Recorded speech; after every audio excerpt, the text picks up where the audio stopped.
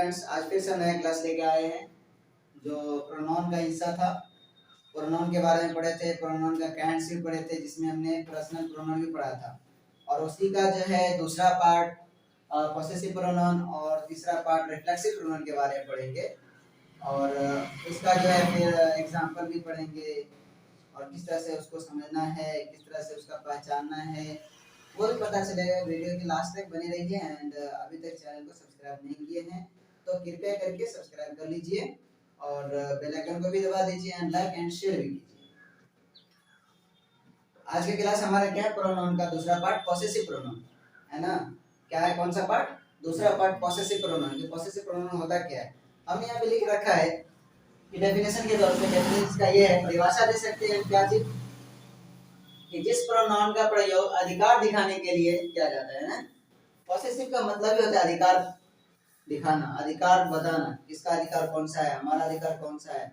तो जिस प्रोनाउन से अधिकार दिखाने का बोध हो, जिस प्रोनाउन से ये पता चलेगा कि हम अधिकार दिखा रहे हैं, तो उसको हम कहेंगे पॉसेसिव प्रोनाउन। कौन सा प्रोनाउन कहेंगे?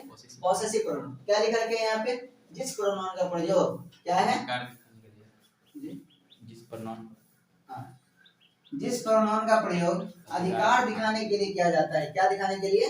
कि भाई ये मेरा है, वो उसका है, ये तुम्हारा है, ये मार्कर मेरा है, ये फोन मेरा है, ये घर मेरा है।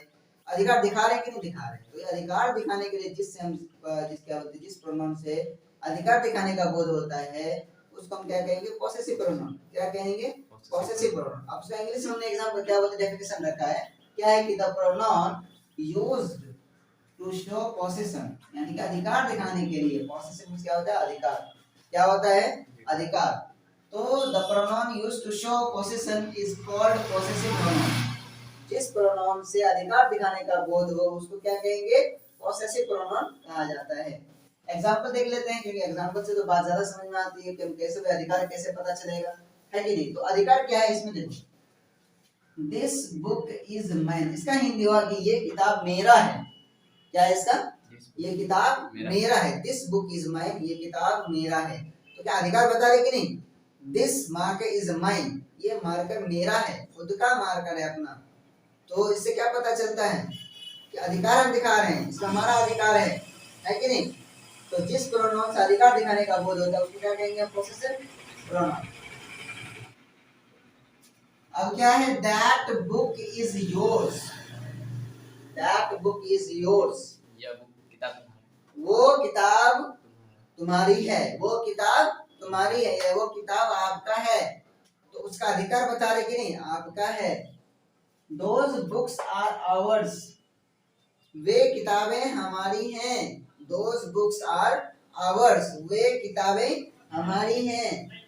Those are his, वो उसके हैं। This साड़ी is hers, ये साड़ी उसकी है। Those chairs are theirs, वे कुर्सियां उन लोगों के हैं। Those chairs are there, वे कुर्सियां उन लोगों के हैं। इसमें क्या है कि इन्हें माइन, आवर्स, योर्स ये लिखे, mine, yours, ours, his, hers and theirs. ये हमारे हैं पॉसेसिव प्रोनाउन के एग्जांपल, यानी कि ये पॉसेसिव प्रोनाउंस हैं। क्या है ये? पॉसेसिव। बट ये जो हिज हमारे यहाँ पे दिख रहा है, यहाँ पे देखिए इनमें हिज एक ऐसा प्रोनाउन है, ये हिज वाला, कि जिसका प्रयोग हम पॉसेसिव प्रोनाउन के में किया जाता है और पॉसेसिव एडजेक्टिव के रूप में भी किया जाता है, कि इसका प्रयोग हम दोनों तरह से करते हैं।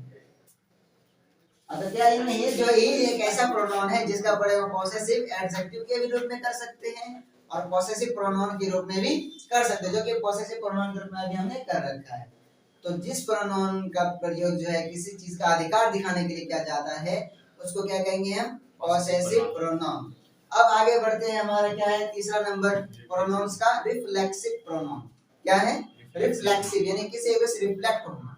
रिफ्लेक्सिव प्रोनाउन, रिफ्लेक्ट होना। अब क्या है देखो कि जिस प्रोनाउन के प्रयोग करने से काम करने का असर खुद करता वो पड़ता है। रिफ्लेक्ट हो रहा है कि नहीं हो रहा है ना। जिस प्रोनाउन का प्रयोग, यानी जिस प्रोनाउन के प्रयोग करने से काम करने का असर, किसका असर?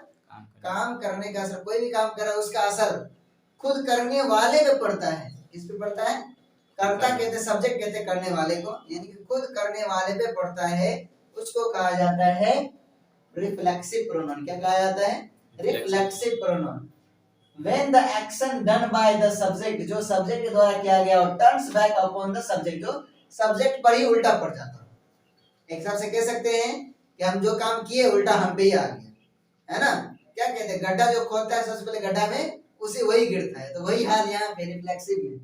तो क्या जिस प्रोनाउन का प्रयोग करने से कर्ता जो होता है, कर्ता पे खुद वो प्रभाव पड़ता है, असर पड़ता है, उसको कहते हैं हम रिफ्लेक्सिव प्रोनाउन। क्या कहा जाता है? Reflexive pronoun. अब कैसे पहचानेंगे? तो देखो, आई हर्ट माई सेल्फ, मैंने अपने आप को, यानी मैंने खुद को दुख पहुंचाया, तकलीफ दिया। यहाँ पे क्या लिखे हैं? मैंने अपने आप को चोट पहुंचाया, मैंने अपने आप को चोट पहुंचाया। तो यहाँ पे जो है आई का जो होता है माई सेल्फ है ना, तो आई से ही ना बना माई सेल्फ, जो कर्ता पे खुद प्रभाव पड़ रहा है, खुद रिफ्लेक्ट हो रहा है। क्या हो रहा है?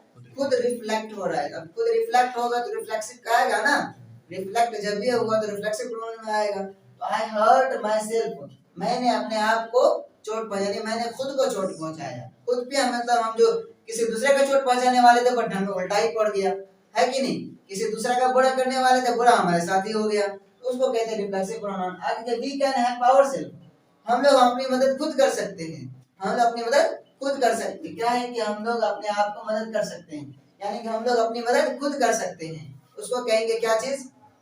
Reflexive pronoun. क्या हमारे ऊपर आ रहा है कि नहीं? हम लोग और खुद ही कर रहे हैं। तो परिभाषा के एतबार से तो ठीक है ना, कि जिस प्रोनाउन का प्रयोग करने से कर्ता पर खुद असर पड़ता है उसको कहते हैं रिफ्लेक्सिव प्रोनाउन। आगे क्या है? सी अराउंड हरसेल्फ, यानी कि वो अपने आप को जो है क्या बचाया? बर्बाद कर दिया। क्या कर दिया? बर्बाद कर दिया, अपने आप को बर्बाद कर दिया, अपने आप को बर्बाद कर दिया।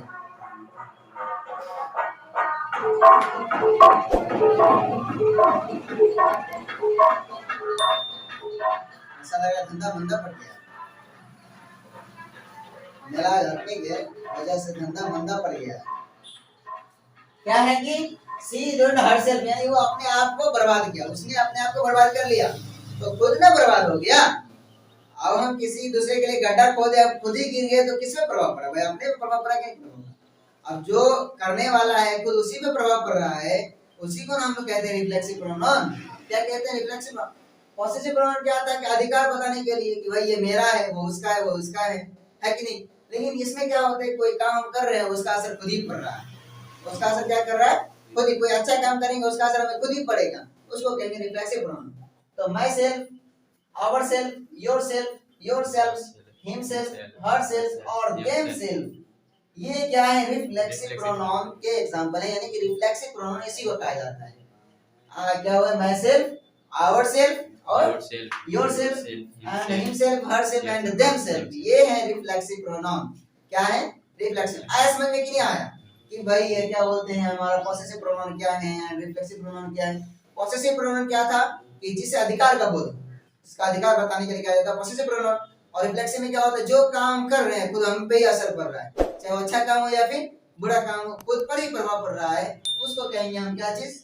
Reflexive pronoun. आज का वीडियो था हमारा प्रोनाउन का दूसरा और तीसरा पार्ट। तो बताइए कि वीडियो कैसा लगा कमेंट बॉक्स में, एंड वीडियो को लाइक भी कीजिए।